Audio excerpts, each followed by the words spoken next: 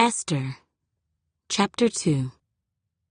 After these things, when the wrath of King Ahasuerus subsided, he remembered Vashti, what she had done, and what had been decreed against her. Then the king's servants who attended him said, "Let beautiful young virgins be sought for the king, and let the king appoint officers in all the provinces of his kingdom, that they may gather all the beautiful young virgins to Shushan the citadel, into the women's quarters, under the custody of Hegai, the king's eunuch, custodian of the women. And let beauty preparations be given them. Then let the young woman who pleases the king be queen instead of Vashti." This thing pleased the king, and he did so. In Shushan, the citadel, there was a certain Jew whose name was Mordecai, the son of Jair, the son of Shimei, the son of Kish, a Benjamite. Kish had been carried away from Jerusalem with the captives who had been captured with Jeconiah, king of Judah, whom Nebuchadnezzar, the king of Babylon, had carried away. And Mordecai had brought up Hadassah, that is, Esther, his uncle's daughter, for she had neither father nor mother. The young woman was lovely and beautiful. When her father and mother died, Mordecai took her as his own daughter.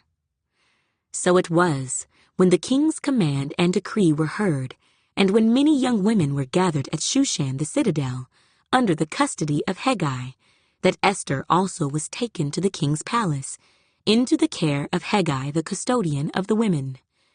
Now the young woman pleased him, and she obtained his favor. So he readily gave beauty preparations to her, besides her allowance. Then 7 choice maidservants were provided for her from the king's palace, and he moved her and her maidservants to the best place in the house of the women. Esther had not revealed her people or family, for Mordecai had charged her not to reveal it. And every day Mordecai paced in front of the court of the women's quarters to learn of Esther's welfare and what was happening to her. Each young woman's turn came to go in to King Ahasuerus after she had completed 12 months' preparation, according to the regulations for the women, for thus were the days of their preparation apportioned: 6 months with oil of myrrh, and 6 months with perfumes and preparations for beautifying women.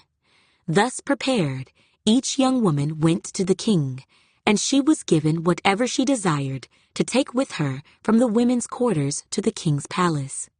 In the evening she went, and in the morning she returned to the second house of the women, to the custody of Shaashgaz, the king's eunuch who kept the concubines. She would not go in to the king again unless the king delighted in her and called for her by name.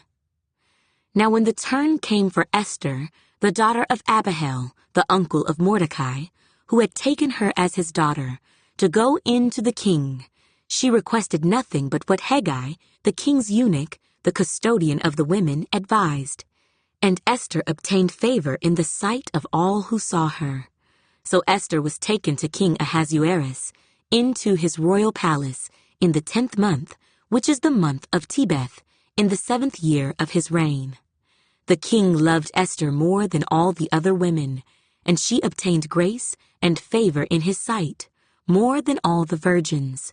So he set the royal crown upon her head, and made her queen instead of Vashti.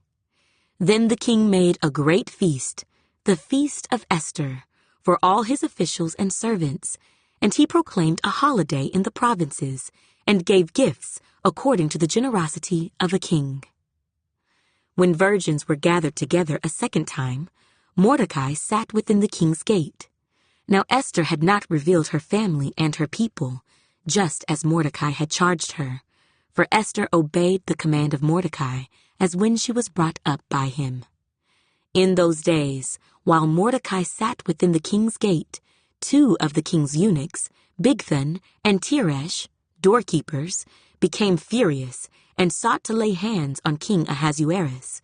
So the matter became known to Mordecai, who told Queen Esther, and Esther informed the king in Mordecai's name. And when an inquiry was made into the matter, It was confirmed, and both were hanged on a gallows, and it was written in the book of the Chronicles in the presence of the king.